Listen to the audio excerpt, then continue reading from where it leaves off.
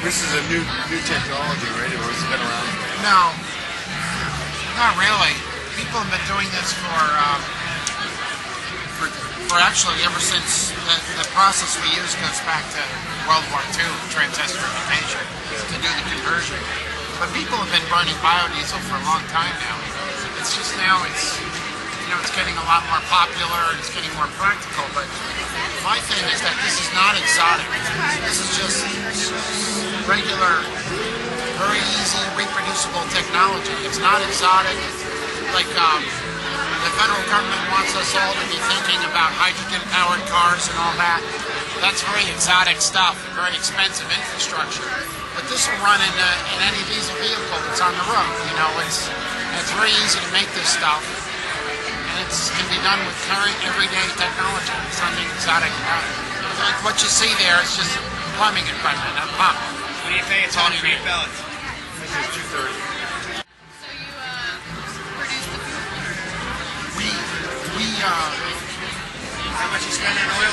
We produce or provide equipment to make biodiesel from waste vegetable oil. $2,600 a year. And this farm, Wiswall Farms, where we're located, is powered by biodiesel. Between your pellets and your stick, how big is it? It's a different kind of engine. You If they have a different engine, you buy a whole different So engine. you have to swap Every a diesel engine. Once you have a diesel engine, then you can burn biodiesel. How we measure. So basically, the simplest thing for somebody in that line is just go get a diesel vehicle first. That's the easiest thing. Yeah. In Europe, like 50-60% of the cars that are sold are diesel cars. Here, they're only like 2 or 3%. It's just the way we are. I'm assuming you're based in East and West. Excuse me, did you have... What about the emissions? Emissions are much better. We've seen 70-80% improvement. We've measured it on the furnace output, and we're seeing what kind of emissions improvement are we seeing about in terms of percentage? Almost 100% on some of the older systems. From Jackie and Kanu's system, the last one we did was a traditional furnace. It's a residential hot air furnace made by Hallmark. Prior to they were burning, they had carbon monoxide levels of over 260 or so, that about neighborhood. Their carbon dioxide, which is the big one that everyone's talking about now, was well over 15%. Then there was other gases that people weren't checking for, NOx emissions. NOx is another nasty emission that's unburnt. So NOx we went down to 0. We have 0 NOx. Our carbon monoxide went to 0. And then our CO2 went to approximately 9%. I couldn't do much about that due to the Earth's atmosphere. There's no nitrogen in vegetable oil, so you don't get the NOx emissions that you do from petroleum-based fuels. So one of the big things they have with diesel vehicles is getting the NOx emissions down, so that we don't have the problem to begin with if you run biodiesel. No sulfur content. No sulfur. And that's right, 0 sulfur as well. 0 sulfur. That's another big savings. Once you get rid of the sulfur, the emissions really start to come down drastically. And the more you play with it, the more you adjust it, the better off you'll get it. Every day it gets better and better, it seems. The more and more we just keep making it a little bit better. The one tough part is that this time of the year, I have a little bit harder time because of the humidity levels. So I have a little bit harder time getting complete combustion. So this time of year, I'll get a CO reading of about 50 parts per million, which is, I'm not a fan of it. New York State says I'm allowed to have 300 parts per million.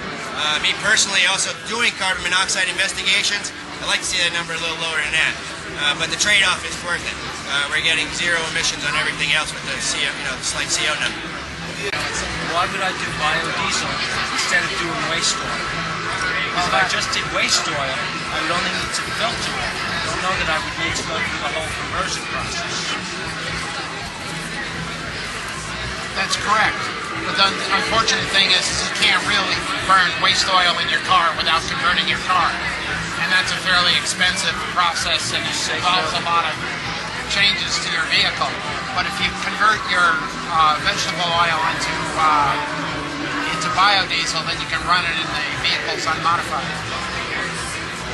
What type of modifications would I need to run the waste oil? Well, you'll have to talk to the waste oil experts, but you'll need heaters, a second tank, extra filtration, You'll need lots of stuff. I think it's about $1,500 to modify a car. But this stuff you were saying has a $2,000 setup fee. Well, the processor we sell is $3,000, but you can use it forever, right?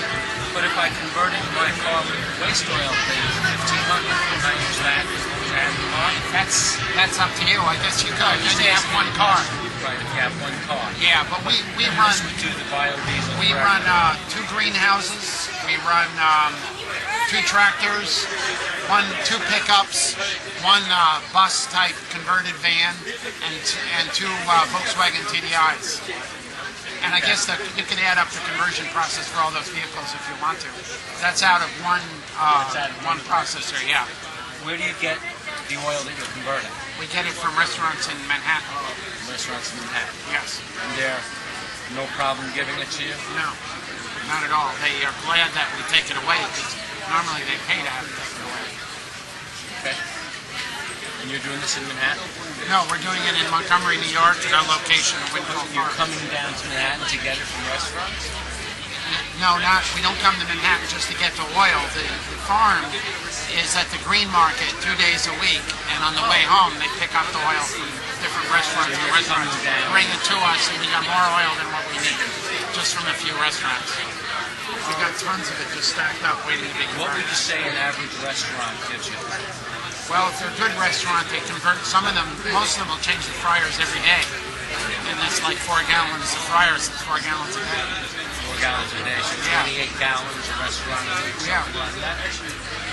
Some of them will do it every 3 or 4 days. Depends. Oh, and then you know which restaurant is cleaner. Yeah. Okay, I hope you don't mind answering the questions. 'Cause I've looked at No, both I'm here to systems, answer questions. and of course, the way things are with with diesel right now, it's hard to convert with cars in New York to buy a brand new car that's diesel. But I think this year we can do it, and next year we can't. Do you know any of that? I think it's the other way around. I think in 2008, the diesel cars are available again in the CARB states. Yeah. New York and California and New England. They haven't been available in the CARB states because if you run regular diesel fuel, you don't meet the emission standards. So they've been not available for about 3 or 4 years. But now they're 2008 since they finally convinced the oil companies to make ULSD. It's available again. But Where's he's filming this? What are the CARB states? California, New York, Connecticut, Massachusetts, Maine, Vermont, I think. Tell me again, what was that? The CARB states. Yeah, What do the you mean? California Air Resources Board, it's called. I think that's Okay. what CARB stands for. Okay. But anyway, if you run biodiesel, it has 0 sulfur in it, so you don't have any of these problems. It's all problems for the majority of people that use petroleum-based diesel fuel. Okay. Thank you very much. You're welcome. So far, around here, yeah, on the East Coast, in the major cities on the East Coast, nobody's having any problems. Out west, maybe, California, Utah, the mountain states, I've heard there's more problems. Maybe in the north, in the rural areas where there aren't a lot of restaurants. There's a lot of restaurants around New York. That's probably why.